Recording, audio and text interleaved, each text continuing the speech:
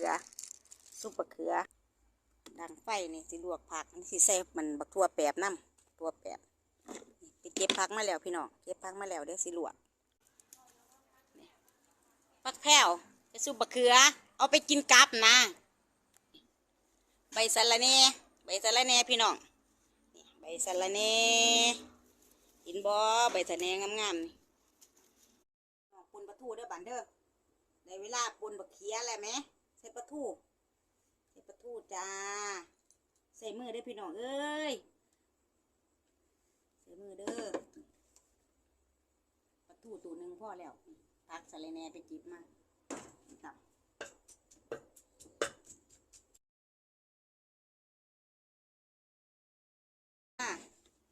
เด้อมาเด้อพี่น้องยังข่าวน้ำกันขอบคุณหลายๆด้วยจ้าที่เขามาชมตั้งแต่เริ่มต้นแรกๆตั้งแต่ไปเก็บผักปุ่นเนาะต้มผักต้มมันยังลวก